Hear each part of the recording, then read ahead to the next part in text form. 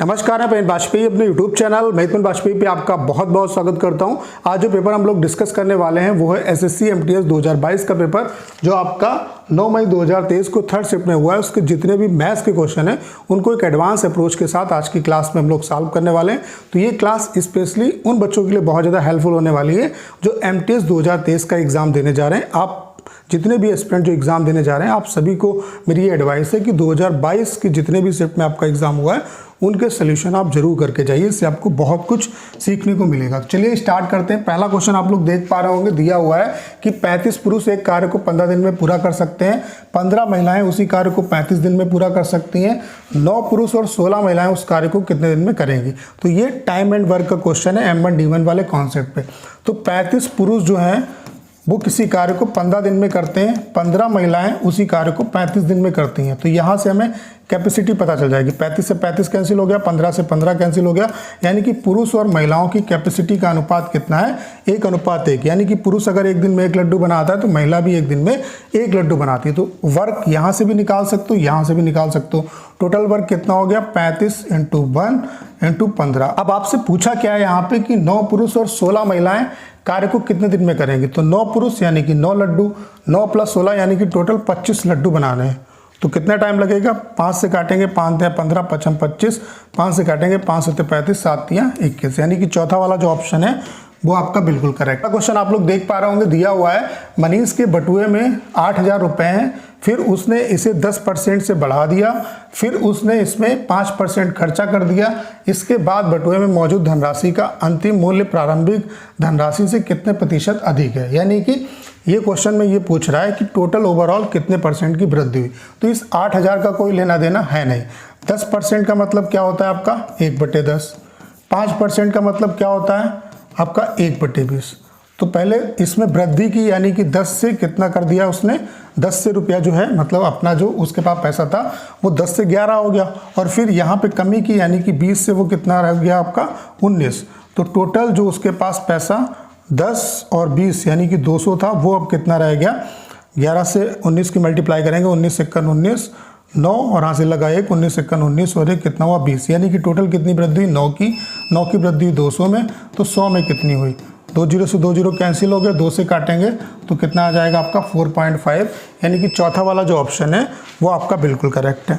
अगला क्वेश्चन आप लोग देख पा रहे होंगे, दिया हुआ है 3 धनात्मक संख्याएं 2:3:5 के अनुपात में हैं। यदि इनके वर्गों का योगफल 342 है तो सबसे बड़ी संख्या क्या होगी। तो इनके मान लेते हैं ये 2x है, ये 3x है, ये 5x है। तो इनके वर्गों का योगफल क्या होगा, 4x², 9x² और 25x²। तो 25 9 34 और 4 कितना हुआ आपका 38x² की जो वैल्यू है वो कितने के बराबर है, 342 के बराबर। 19 से काटेंगे, 19 दूना 38 और 19 से काट देंगे, 19 × 1 = 19 और 19 × 8 = 152। 2 से काटेंगे, 2 × 9 = 18। तो x² की वैल्यू 9 है, तो x की वैल्यू कितनी आ गई आपकी, इसका अंडर यानी कि 3। तो पूछ क्या रहा है, सबसे बड़ी संख्या, यानी कि 5 रेशो की वैल्यू कितनी होगी, 5x, यानी कि 5 × 3 5 × 15। तो चौथा वाला जो ऑप्शन है वो आपका बिल्कुल करेक्ट है। अगला क्वेश्चन आप लोग देख पा रहे होंगे, यहाँ पे पूछ रहा है कि किस वर्ष में रागी का उत्पादन न्यूनतम है। तो सबसे कम वैल्यू कहाँ पे आपकी 2020 में है, ठीक है। तो पहला वाला जो ऑप्शन है वो आपका बिल्कुल करेक्ट है। अगला क्वेश्चन आप लोग देख पा रहे होंगे, दिया हुआ है एक व्यक्ति को उसके 400 रुपए के खाने के बिल पर 15% और 35% का बट्टा मिलता है, उसे रुपए में कुल कितना बट्टा मिला। ये बताना है कि टोटल बट्टा जो है उसे कितना मिला। तो सबसे पहले परसेंट में निकाल लेते हैं बट्टा। तो 15% और 35% का अगर डिस्काउंट मिल रहा है तो ओवरऑल डिस्काउंट क्या होगा आपका। ओवरऑल डिस्काउंट निकालने का formula D1 + D2 - D1 × D2/100 होता है, ये आपको पता होगा। तो कितना हो जाएगा 15 + 35 - 15 × 35/100। तो 15 और 35 कितना हुआ 50, और यहाँ पे कितना आ जाएगा 15 × 5 = 75 और 15 × 3 = 45, 15 × 3 = 45 और 7 कितना हुआ 52, और पॉइंट आपका 2 अंक के बाद लगेगा। तो 5.25 अगर इसमें से जाएगा तो 44.75 हो जाएगा आपका। यानी कि टोटल इतने का डिस्काउंट मिला। कितने का डिस्काउंट मिला, 44.75 का डिस्काउंट मिला। तो ये प्राइस में निकालना है, तो निकाल लो भाई, 400 का 44.75% निकालना है, यानी कि बटे 100। तो 2 0 से 2 0 कैंसिल हो गया, 4 × 5 = 20, 4 × 7 = 28, 2 30 हासिल लगा 3, 4 चक्कू 16 और 3 कितना हुआ 19, हासिल लगा 1, 4 चक्कू 16 और 1 कितना हुआ 17, यानी कि 179। तो दूसरा वाला जो ऑप्शन है वो आपका बिल्कुल करेक्ट है। अगला क्वेश्चन आप लोग देख पा रहे होंगे, दिया हुआ है एक आदमी 1 रुपये में 15 पेन खरीदता है, 50% का लाभ अर्जित करने के लिए उसे 1 रुपये में कितने पेन बेचने होंगे। तो 1 रुपये में 15 पेन खरीदता है, यानी कि एक पेन का जो प्राइस है वो कितना है आपका 1/15, यानी कि 100% की जो वैल्यू है वो 1/15। अगर 50% का फायदा चाहिए तो 150% में बेचना होगा। तो 150% की वैल्यू क्या होगी 1/15, और ये बटे में आएगा यानी कि बटे 100 और इंटू 150। तो 0 से 0 कैंसिल हो गया आपका, 15 से 15 कैंसिल हो गया, यानी कि 1/10, यानी कि 1 रुपये में कितने बेचने होंगे 10 बेचने होंगे। क्लियर। अगला क्वेश्चन आप लोग देख पा रहे होंगे, दिया हुआ है यदि ब्याज वार्षिक रूप से संयोजित हो रहा है तो चक्रवृद्धि ब्याज पर 16% वार्षिक दर से 2 वर्ष में कितनी राशि जो है वो इतनी हो जाएगी। 16% वार्षिक दर से 2 वर्ष में मतलब कौन सी धनराशि, यानी कि वो वैल्यू पूछ रहा है, धनराशि पूछ रहा है, यानी कि मूलधन पूछ रहा है। तो 16% अगर ब्याज की दर है तो 2 वर्ष में टोटल ब्याज आपका कितना हुआ। पहले साल तो 16% ब्याज मिला, दूसरे साल 16% तो मिलेगा, और 16 पे 16% यानी कि 2.56% और मिलेगा। क्लियर। तो टोटल ब्याज कितना मिला 16 दूनी 32 और 2 कितना हुआ आपका 34.56। क्लियर। ये बात आपको समझ में आ गई। अब धनराशि तो 100% होगी और ब्याज इतना मिला, तो ब्याज जुड़ के ये धनराशि कितनी हो गई 134.56%, और इसकी जो वैल्यू है वो कितनी दी है 4036.8। ठीक है। तो 100% की वैल्यू निकाल लो भाई, कितना आ जाएगा 4036.8 बटे 134.56 और इंटू कितना हो जाएगा आपका 100। ठीक है। तो पॉइंट अगर यहाँ पे हटाएं तो 2 जीरो और बढ़ा सकते हैं। ठीक है। और यहाँ पे अगर हम इसके पॉइंट, यहाँ पे हमने पॉइंट हटा दिया और यहाँ पर भी पॉइंट इसका हम गायब कर सकते हैं, अगर यहाँ से हम 1 जीरो गायब कर दें। ठीक है। तो ये जो है ये पूरा 3 बार चला जाएगा। ठीक है। और 3 जीरो ये है, यानी कि टोटल कितना आ जाएगा आपका 3000 आ जाएगा। तो तीसरा वाला जो ऑप्शन है वो आपका बिल्कुल करेक्ट है। अगला क्वेश्चन आप लोग देख पा रहे होंगे, दिया हुआ है कि मोनिका ने अपने दादा दादी से मिलने के लिए एक अभिराम फ्लाइट ली। 650 किलोमीटर की यात्रा में 1 घंटा 30 मिनट का समय लगा। खराब मौसम के कारण वापसी की यात्रा में 2 घंटे 30 मिनट का समय लगा। दोनों तरफ की यात्रा में उसकी औसत चाल क्या होगी। देखो यहाँ पे जो है बहुत सिंपल क्वेश्चन है, 650 किलोमीटर गई और 650 किलोमीटर वापस आई, यानी कि टोटल दूरी कितनी तय हुई 1300 किलोमीटर की। क्लियर। औसत चाल बराबर क्या होता है कुल दूरी बटे कुल समय। चूंकि यहाँ पे हम इस फार्मूले का यूज इसलिए कर रहे हैं, यहाँ पर आपके दिमाग में ये भी क्वेश्चन आ सकता है कि डिस्टेंस कांस्टेंट है तो 2xy बटे x प्लस वाई लगा सकते हो, लेकिन उससे अगर लगाओगे तो यहाँ पे कैलकुलेशन ज़्यादा करनी पड़ेगी। ऐसे सिंपल हो जाएगा क्वेश्चन, 650 जाने में 650 आने में, तो टोटल दूरी कितनी हो गई 1300। जाने में टाइम कितना लग रहा है 1 घंटे 30 मिनट और वापस आने में टाइम 2 घंटे 30 मिनट, यानी कि टोटल टाइम कितना लग रहा है आपका 4 घंटे। तो 4 से डिवाइड कर दो भाई, 4 से काटेंगे तो 4 तियाँ 12 और फिर 4 तियाँ 12 हुआ और 4 दूनी 8 और 4 पंचे 20, यानी कि दूसरा वाला जो ऑप्शन है वो आपका बिल्कुल करेक्ट है। अगला क्वेश्चन आप लोग देख पा रहे होंगे, दिया हुआ है यदि एक घन का आयतन 5832 सेंटीमीटर क्यूब है तो इस घन का पार्श्व पृष्ठ का क्षेत्रफल क्या होगा। पार्श्व पृष्ठ का मतलब जो पृष्ठ सामने से दिखाई दे, तो 4 फलक ही सामने दिखाई देते हैं, यानी कि एक फलक का क्षेत्रफल एक वर्ग के बराबर होता है, यानी कि a² होता है। तो पार्श्व पृष्ठ का क्षेत्रफल क्या होगा 4a², यानी कि 4a² की वैल्यू आपको बतानी है। तो ये आपका घन का आयतन क्या होता है भुजा क्यूब होता है, और ये कितना है 5832। तो ये किसका क्यूब है 18 का, यानी कि a की वैल्यू क्या हो गई आपकी 18 हो गई। तो पार्श्व पृष्ठ का क्षेत्रफल क्या हो जाएगा 4 × 18 का वर्ग कितना हुआ आपका 324।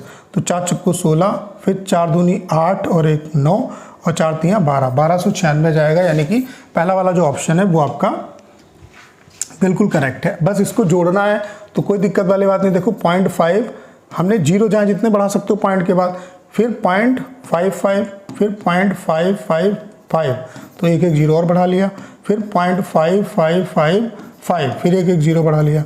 जोड़ लो भाई, 5 5 5 10 का जीरो हासिल लगा 1, 5 5 10 5 15 और 1 16 हासिल लगा 1, 5 5 10 5 15 5 20 20 और 1 21 हुआ, यानी कि 21 आ जाएगा और पॉइंट 4 अंक के बाद लगेगा, यानी कि 2.1605।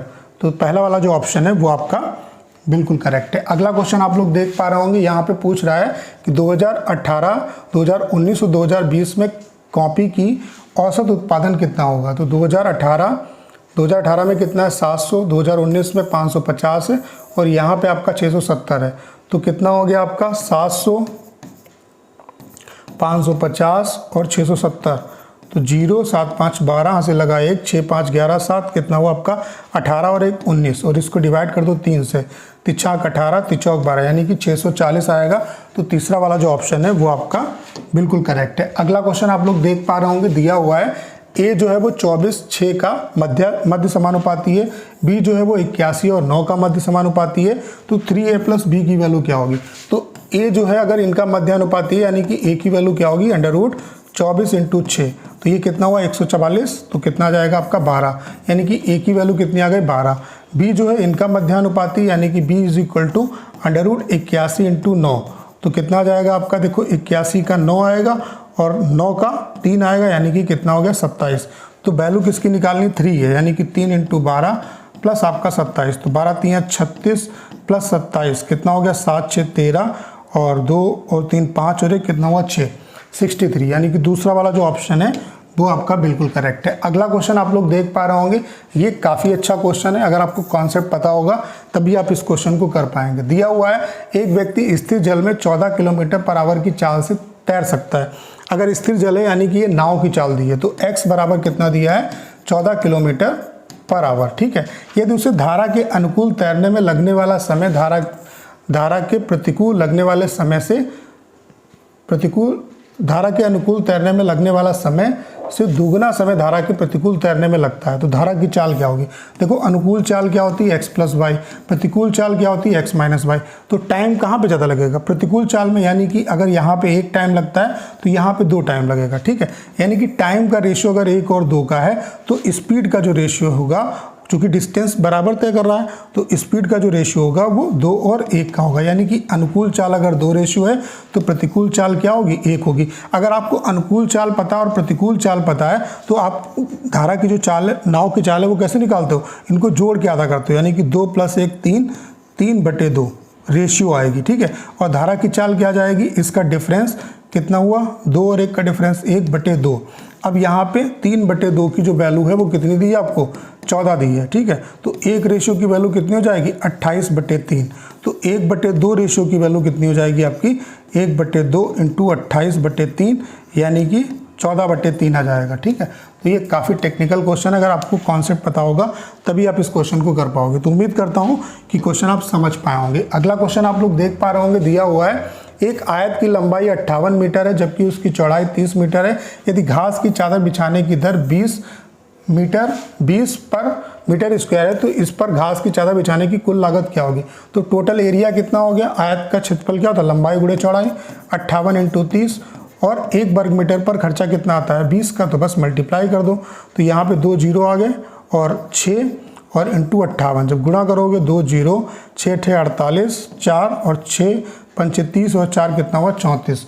यानी कि तीसरा वाला जो ऑप्शन है वो आपका बिल्कुल करेक्ट है। अगला क्वेश्चन आप लोग देख पा रहे होंगे, दिया हुआ है एक वस्तु को 430 रुपये में बेचने पर एक व्यक्ति को 14% की हानि होती है। 14% का लाभ अर्जित करने के लिए किस वस्तु पर बेचना होगा। 14% की हानि होने का मतलब क्या हुआ कि 86% की जो वैल्यू है वो 430 के बराबर है। 14% का अगर फ़ायदा चाहिए तो 114% की वैल्यू निकालनी है। तो 114% की वैल्यू क्या हो जाएगी 430/86, ये 1% की वैल्यू आई और × 114। तो यहाँ पे 43 दूना होता है 86 और यहाँ पे 5 से जब गुणा करेंगे इससे तो 14 × 5 = 70 यानी कि 570 आ जाएगा। तो तीसरा वाला जो ऑप्शन है वो आपका बिल्कुल करेक्ट है। अगला क्वेश्चन आप लोग देख पा रहे होंगे, दिया हुआ है कि दो वस्तुओं का औसत मूल्य जो है वो 2440 है। यदि इनके मूल्यों का अनुपात 9:11 है तो महंगी वस्तु का मूल्य क्या होगा। देखो अगर एक की वैल्यू 9 है, एक की वैल्यू 11 है, यानी कि इनका औसत प्राइस क्या होगा 20/2। औसत क्या होता है कुल योग बटे उनकी संख्या, यानी कि 10 रेशियो की जो वैल्यू है वो कितने के बराबर है आपकी 2400 40 के बराबर। तो एक रेशियो की वैल्यू कितने के बराबर, 244 के बराबर। तो महंगी वस्तु यानी कि 11 की वैल्यू क्या हो जाएगी, 244 इंटू आपका 11। तो 11 चौक 44 का 4 हासिल लगा 4, 11 चौक 44 और 4 48 हासिल लगा 4 और 11 दूनी 22 और 4 कितना हुआ आपका 26, यानी कि 2684। पहला वाला जो ऑप्शन है वो आपका बिल्कुल करेक्ट है। अगला क्वेश्चन आप लोग देख पा रहे होंगे, दिया हुआ है उस घनाभ का कुल पृष्ठीय क्षेत्रफल ज्ञात कीजिए जिसकी लंबाई 23, चौड़ाई 18 और ऊंचाई 35 है। तो घनाभ का कुल पृष्ठीय क्षेत्रफल जो होता है वो क्या होता है, 2 लंबाई गुणे चौड़ाई, चौड़ाई गुणे ऊंचाई और ऊंचाई गुणे लंबाई। ठीक है, तो बस आपस में गुणा कर दो, यानी कि 23 इंटू आपका 18 प्लस 18 इंटू 35 और प्लस आपका 35 इंटू 23, ये हो जाएगा। तो गुणा कर लेते हैं, इससे कितना हो जाएगा, 18 तियाँ 54 और 18 दूनी 36 और 5 6 5 11 यानी कि 41, 414 ये हो गया। इसे गुणा करेंगे तो 18 पंच 90, 9 18 तियाँ 54 और 9 9 4 13 यानी कि 63, तो 630 ये हो गया। इसे गुणा करेंगे 35 तियाँ कितना हुआ 105 हासिल लगा 10, 35 दूना 70 और 10 कितना हुआ 80। अब इसे जोड़ लो भाई, 414 630 805, तो 5 4 9 हो गया, 3 और 1 4 हो गया, 8 6 14 4 कितना हुआ 18 और इसको 2 से गुणा कर दो तो ये कितना हो जाएगा आपका 18 दूनी 36 और 49 का डबल कितना हुआ 98, यानी कि 36 98। तो तीसरा वाला जो ऑप्शन है वो आपका बिल्कुल करेक्ट है। अगला क्वेश्चन आप लोग देख पा रहे होंगे, दिया हुआ है दो संख्याओं का जो HCF है वो 7 है और LCM 280 है, तो उनका गुणनफल क्या होगा। दो संख्याओं का जो गुणनफल होता है वो LCM इंटू HCF होता है, यानी कि इनको बस आपस में गुणा करना है। तो कितना हो जाएगा 280 इंटू 7, तो 0 7 8 56 5 और 7 दूनी 14 5 कितना हुआ 19, यानी कि 1960। तो पहला वाला जो ऑप्शन है वो आपका बिल्कुल करेक्ट है। अगला क्वेश्चन आप लोग देख पा रहे होंगे, दिया हुआ है P अकेले किसी कार्य को 24 दिन में कर सकता है, Q इसे 30 दिन में कर सकता है, R इसे 20 दिन में कर सकता है। वे एक साथ मिलकर कार्य को कितने दिन में करेंगे। तो P जो है वो 24 दिन में करता है, Q जो है वो 30 दिन में करता है और R जो है वो 20 दिन में करता है। तो इसका एलसीएम कितना हो गया 120, यानी कि एक दिन में 5 लड्डू बनाता है, ये 4 बनाता है और ये 6 बनाता है। एक साथ अगर काम करेंगे तो एक दिन में लड्डू कितने होने 6 4 10 5 15, तो 15 बटे 120, 15 8 120 होता है, यानी कि 8 दिन लगेंगे। तो चौथा वाला जो ऑप्शन है वो आपका बिल्कुल करेक्ट है। अगला क्वेश्चन आप लोग देख पा रहे होंगे, दिया हुआ है 20,000 पर 10% वार्षिक दर से 1 वर्ष 6 माह का अर्धवार्षिक रूप से संयोजित चक्रवृद्धि क्या होगा, चक्रवृद्धि ब्याज क्या होगा। तो अगर अर्धवार्षिक अगर ब्याज मतलब यहाँ पे अप्लाई होता है तो वार्षिक दर अगर 10% है तो अर्धवार्षिक दर क्या होगी 5%। 1 वर्ष 6 महीने में छमाही कितनी होगी 3 छमाही, तो 3 छमाही का ब्याज वैसे ही निकलेगा जैसे 3 साल का निकलता है। तो यहाँ पे 20,000 है अमाउंट, यानी कि 1% की वैल्यू 200 के बराबर, तो 5% की वैल्यू 1,000, यानी कि पहले साल पहली छमाही में जो ब्याज मिलेगा वो 1,000 मिलेगा, दूसरी छमाही में 1,000 तो मिलेगा और 1,000 का 5% और मिलेगा, यानी कि 50 रुपये और मिल गया। फिर अगले बार क्या होगा 1,000 तो 1,000 रहेगा और 1,000 पे 50 मिलेगा, 50 50 रहेगा और 50 पे 5% यानी कि 25 2.5 और मिलेगा। तो कितना हो गया आपका ये 3,000 और 150 यानी कि 3,150 और 3,152.5 हो जाएगा, यानी कि 3,152.5। तो दूसरा वाला जो ऑप्शन है वो आपका बिल्कुल करेक्ट है। तो उम्मीद करता हूँ कि अगर आपने पूरी क्लास देखी होगी तो सारे क्वेश्चन आप अच्छे तरीके से समझ पाए होंगे। करना क्या है, इस क्लास को ज़्यादा से ज़्यादा शेयर करना है। उसके अलावा अगर आप चैनल पर नए हैं और आपने अभी तक इसे सब्सक्राइब नहीं किया है तो प्लीज़ चैनल को सब्सक्राइब करना मत भूलिएगा।